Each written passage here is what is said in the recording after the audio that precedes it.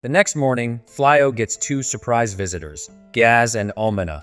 They ask to come inside, and once they're seated with tea, Flyo asks why they've come. Almina seems upset, staying quiet, while Gaz smiles and says he needs a favor. Flyo is confused, wondering what the Demon King could possibly need from him.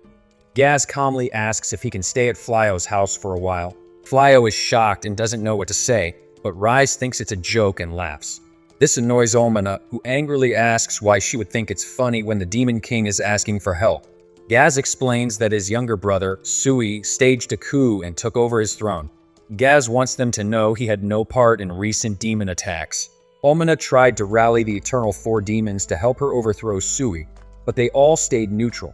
Gothmami, one of the demons, had convinced them to wait for a duel between Gaz and Sui, claiming Gaz had grown too soft on humans.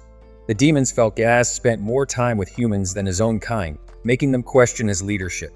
Almina was upset and tried to persuade the demons to fight, but they insisted it was a chance for Gaz to prove his strength. They thought he needed to fight back to reclaim his throne. Almina, Gaz, and the demons went to the throne room where Sui sat with Gothmami, who announced Sui as the new Demon King. When Almina attacked Sui in anger, her attack failed, and Sui easily overpowered her. Gaz stepped in to protect her and told Sui that he didn't want the throne anymore, as his own people had lost trust in him. Instead of fighting, Gaz handed the Demon King ring to Sui and walked away. Sui was furious and attacked Gaz, but Gaz easily knocked him out of the castle. Gaz then explained to Flyo that he couldn't stay in demon territory anymore and asked to stay with him. Flyo hesitated, saying he needed to check with the others in the house. Later, the group gathered and Flyo explained what had happened. Everyone was surprised. Muscle Mommy asked about the demon attacks, and Gaz confirmed he wasn't involved. The witch asked if he would still visit for tea, and Gaz reassured them he was no longer a threat. Almina grumbled that they wouldn't need to ask for help if Gaz hadn't given all his money to the army. Gaz said it was important to pay them well to avoid innocent casualties. Flyo agreed to let Gaz and Almina stay, and the others mostly agreed too, though Bali had some doubts. She was uncomfortable living with the former Demon King, but was eventually convinced. Once Gaz moved in, he struggled to find ways to help. His magic was too strong for the crops, and his presence scared the demon horses.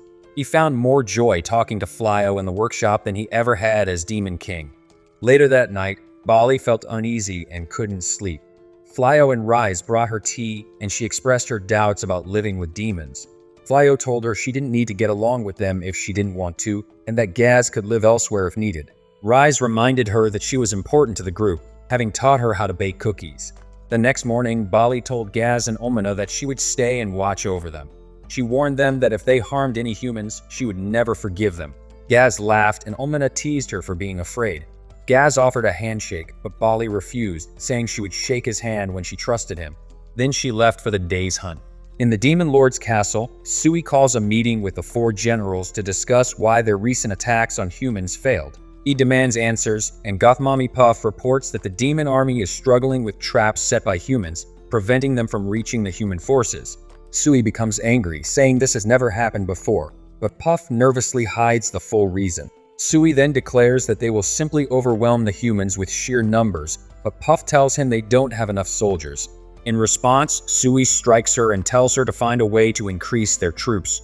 After Sui leaves, a two-headed phoenix comments that Sui's poor leadership is why they are losing. The phoenix adds that their former commander, Gaz, always had solid strategies, and the blue demon says the intelligence unit played a crucial role, but they left with Almina.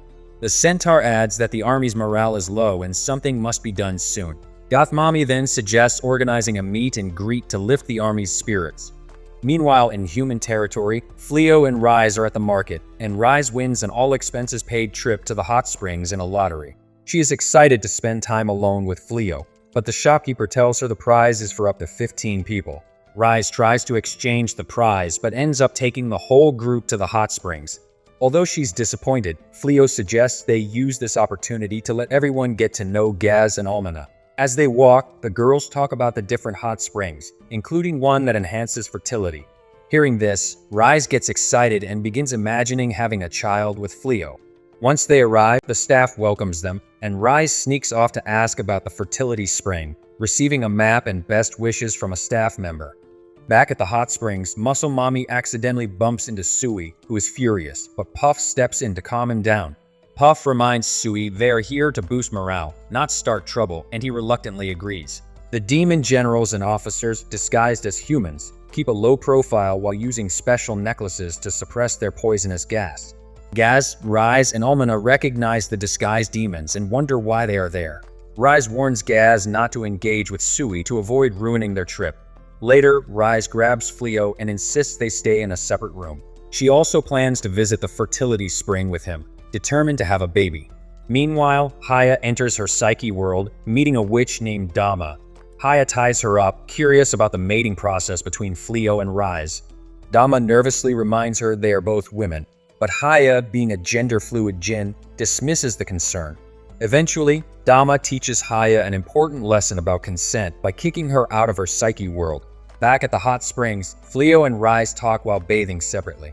Theo suggests they plan a trip just for the two of them, which excites Rise. She flirts with him through the bamboo wall, but Theo gets embarrassed and runs off. Elsewhere, the Archer and Haya bond while exploring new experiences. Later, Sui's generals cause trouble at the hot springs, and a necklace falls off, releasing poisonous gas. The former hero, who is also at the hot springs, gets caught in the gas and transforms into a giant monster.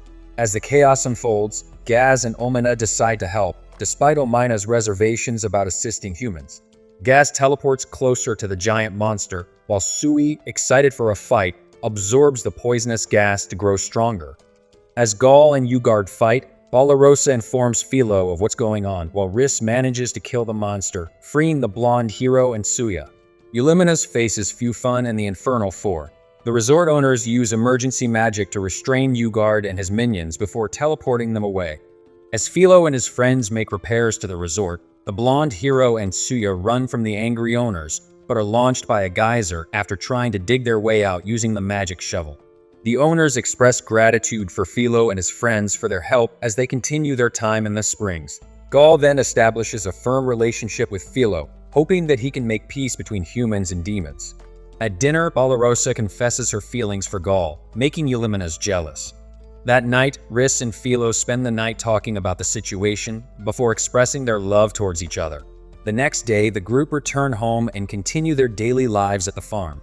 Meanwhile, Elizabeth is now the kingdom's new ruler and learns that her father has escaped after awakening. The blonde hero is still being hunted and vows to continue his attempt to be recognized as a hero.